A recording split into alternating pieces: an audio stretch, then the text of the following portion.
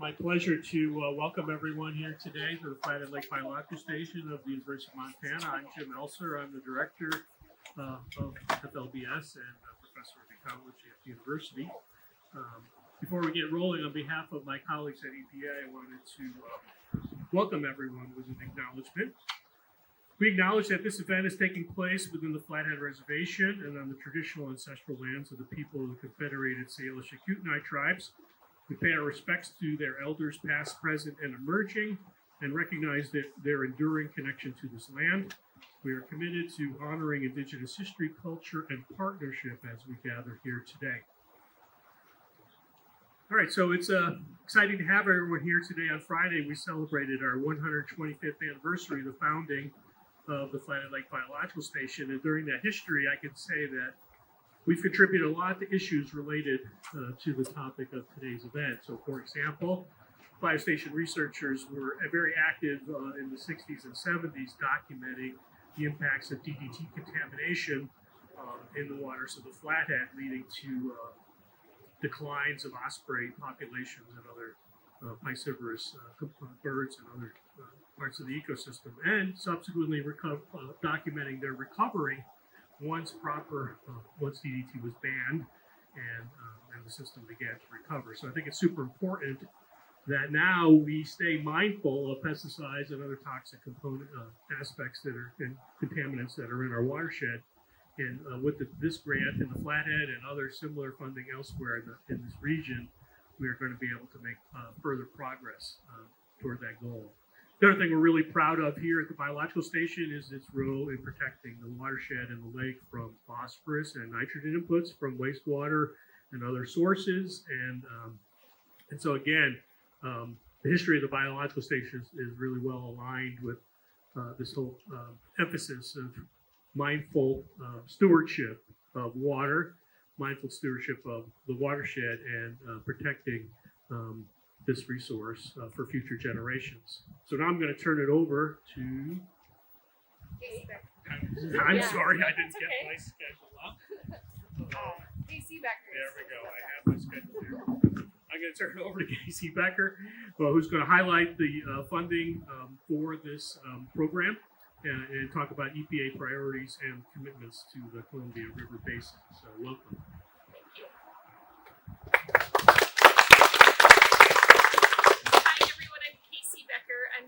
Can you hear me all right? I'm the administrator for EPA Region 8. Region 8 is Colorado, Utah, Wyoming, Montana, North Dakota, South Dakota, and 28 tribal nations. Really appreciate you guys ordering up this weather because we're based out of Denver and it was like 100 degrees on Saturday. So it's really beautiful here. So we at EPA have we've long understood the importance of collaborating with state, tribal, and local partners to achieve meaningful results for communities. And that's why we have invested a groundbreaking $79 million of infrastructure funding for the Columbia River Basin Restoration Funding Assistance Program for projects that bring partners together to reduce toxic contaminants for improved watershed health. EPA's Columbia River Basin Restoration Program is working to enable communities access to unimpaired watersheds with healthy fish and wildlife by supporting programs and projects that reduce toxics. These projects also work to ensure people can continue to enjoy outdoor activities safely, from fishing and rafting, cherry picking, and hiking and camping. The Columbia River Basin is one of the world's great river basins in watershed size, river volume, and environmental and cultural significance. Covering nearly 260,000 square miles, approximately the size of the state of Texas, the basin drains portions of Canada's British Columbia province and 7 U.S. states, including Montana, Idaho, Washington, and Oregon. So I'm pleased today to showcase 2 entities in Montana that were awarded toxic reduction grants last year, totaling over $13.6 million, the Flathead Biological Station and Western Montana Conservation Commission. As you'll hear in a few moments, these projects are impressive in scope. Over the next several years, the projects will carry out many diverse activities involving a wide array of partners and addressing multiple sources of toxic pollution to our waterways. The dedicated commitment I've witnessed from the Flathead Biological Station, and Western Montana Conservation Commission, plus the involvement of critical partners and sub-awardees,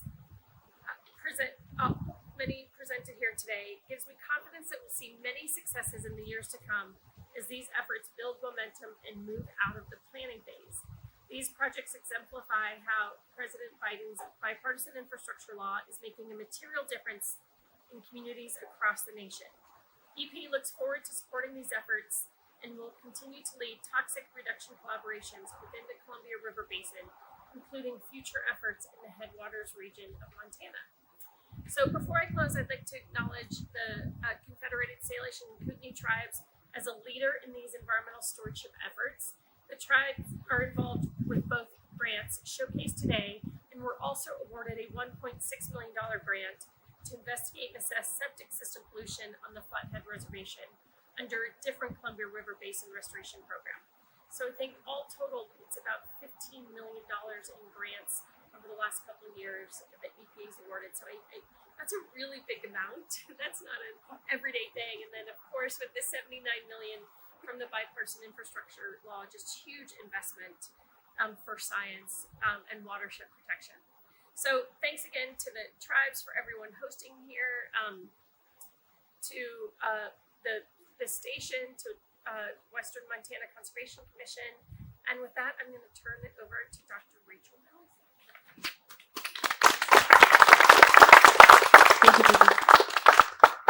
So I'm Rachel Malison, an assistant research professor here at the Flathead Lake Biological Station and the University of Montana.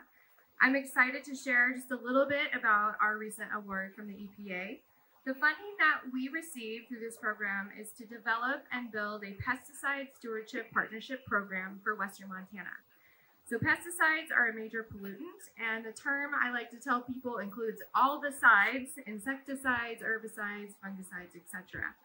So our major goals of the major goals of the program are to conduct monitoring to determine what pesticides are polluting our waters, and to work with many partners to address EPA priorities of the funding. So for example, we are partnering with the city of Missoula to build green infrastructure projects to treat stormwater. We're working with the Confederated Salish and Kootenai tribes and the Kootenai tribe of Idaho to test fish tissues for pesticides to address potential human health impacts.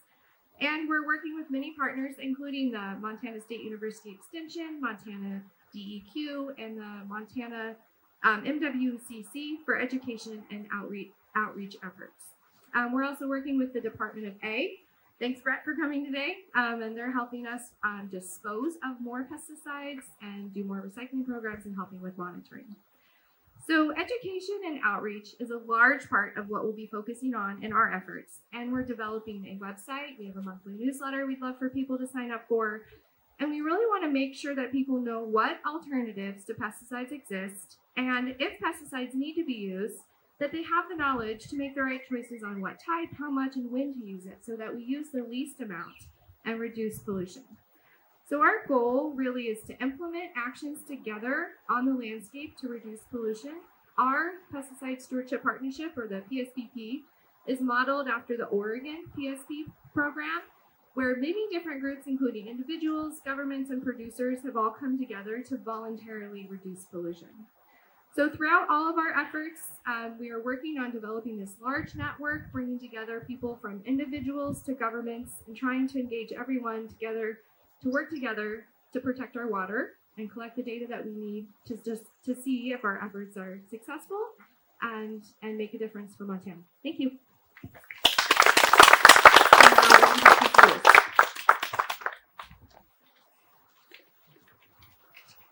Thank you, Rachel.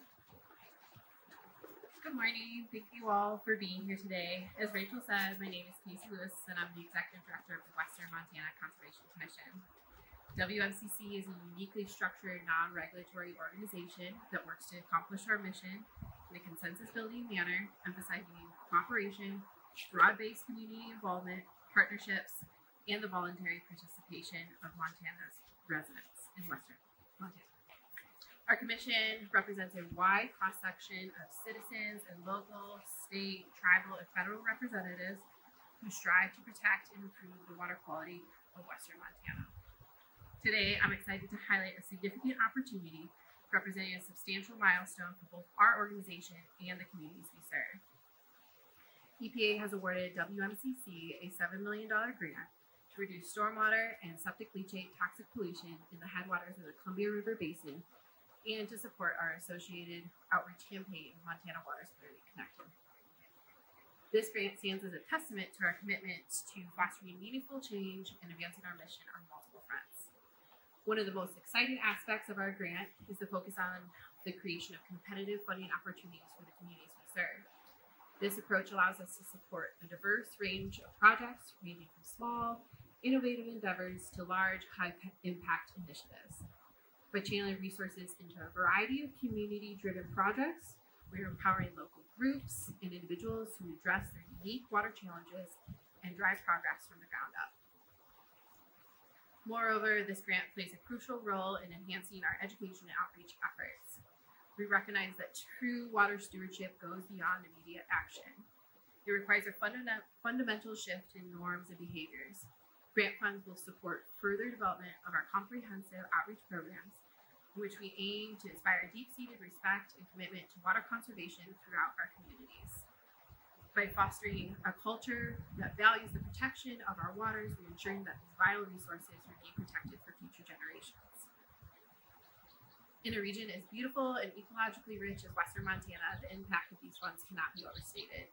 As our area continues to grow and develop, we must balance progress with conservation. The projects funded by this grant will not only enhance the health of our watersheds, but will also support our communities, ensuring that both our natural landscapes and our local populations can thrive together. In closing, I want to extend our gratitude to all that have made this grant possible. Your support is not just funding, it is an investment in the future health of our watersheds and the vitality of our communities here and downstream. Together, we are making a tangible difference in the protection and enhancement of our precious water resources, and for that, we are truly grateful. Thank you. Next, we'll hear from Peter Brumm, the EPA.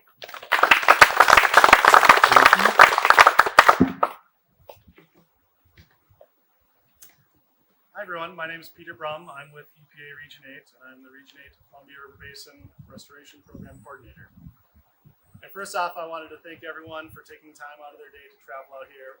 Really appreciate your time, and I realize everyone leads busy lives, so I'm happy to celebrate this historic amount of funding during our together today that's going to support work reducing toxic pollution in Montana. With my remarks, I want to take a few moments to explain the connection between these grants and EPA's broader Columbia River Basin Restoration Program before opening it up to questions and then the boat ride, of course, and the cherry orchard tour. We got lots of fun things. So the Columbia River Basin Restoration Program was formally created in 2016 when Congress amended the Federal Clean Water Act. Section 123 of the Act directs EPA to provide a competitive grant program and to lead a voluntary basin-wide working group. This legislation put the Columbia River on par with other water bodies of national significance like the Chesapeake Bay and the Great Lakes. Since 2019, EPA has awarded over $80 million to states, tribes, local governments, nonprofits, universities, and other community groups. And these grants enable our communities to access unimpaired watersheds, healthy fish, healthy wildlife, all by supporting programs and projects that achieve toxics reductions. EPA also facilitates the Columbia River Basin Restoration Working Group, which meets twice a year and includes over 300 individuals collaborating to reduce toxics through sharing information, coordinating actions, and developing strategies to better identify, understand, and reduce toxins in the basin. The two grants showcased today were awarded last year under a group of larger, longer-term awards that established toxic reduction leads. EPA expects these lead entities will serve as hubs of collaboration, bringing in multiple partners and sources of funding to achieve their ambitious goals. Collectively, our toxic reduction leads leverage an additional $17 million in matching funds beyond EPA's contribution, further expanding their impact. An additional benefit of the biostation and WMCC's work is that it's occurring in Western Montana, in the crown of the continent.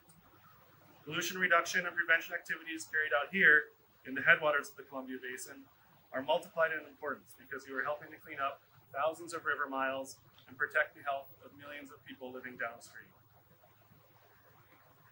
The wildlife and citizens in western Montana and everyone downstream will benefit in the years to come from reduced toxic exposure from stormwater runoff, septic leachate, and pesticide application as a direct result of the grant activities showcased today. So we are running a little ahead of schedule. If anyone has any questions, we can take those now. Otherwise, folks will be around afterwards. Does anyone have any questions? Where did the extra 17 million that you leveraged? Yeah, so as part of the federal grants, and I can pass it off to Casey and Rachel to explain where they came up with that, but a lot of federal grants require a match, a non-federal match to help just make sure there's partners involved and it's not all federal funding that's going to use that. Yeah, I'm happy to answer. So our grant was about $6.6 million from the EPA, and we had $2.2 million promised in cost match. That had to be non-federal in sources. And so that's where our partners really come into play.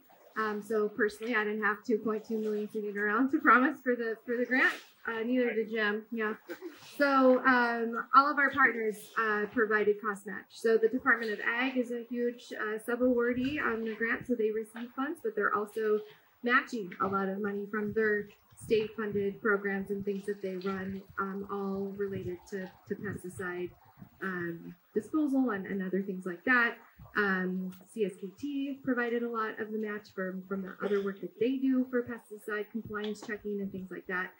So really it's a culmination of all of our partners working with us, including a bunch of volunteers that are going to help collect data that we then analyze to see what's in our water. So that's how we got our match. Similar to Rachel, we also have a variety of sources to compile the match because we're about 2.3 million in match on our grant. So that includes state-funded staff time that are working on all these projects, as well as our competitive grant funds will have a 25% match as well. And so a variety of sources to compile the extra match funds. Good question. Anyone else? All right. What's up? I'm just wondering if there are similar programs like this in other major watersheds around the U.S. There are a few. So, like the Chesapeake Bay and the Great Lakes, they're individual sections of the Clean Water Act that have been, created by legislation. This is the only one in EPA Region 8, but it spans Region 10 in Idaho, Washington, Oregon. So there's a few. I guess I can't recall off the top of my head how many, but yeah, we call them geographic programs. I know Salt Lake area has considered making a geographic program. They haven't done it yet, but it has to be created by statute by Congress. All right, in a moment, I'll invite everyone to proceed down the dock for a 30-minute boat ride, where our grantees will further highlight their work as toxic reduction leads and highlight some of the pollution sources visible from shore that they are working hard to address. We'll do the same tour on both boats, but I think we should try to fill the first boat first that has seats. If you're comfortable, more comfortable seating, definitely go on the first boat. The second boat is standing room only, but it will be a great tour on both. And big thanks again to CSKT for providing us this great opportunity to get on the water and really see this resource from that perspective. And lastly, after the boat tour, please consider joining us for a visit at Cherrywood Orchards, just a short drive away, to learn more about the cherry business and their pesticide management program. So let's head to the boats.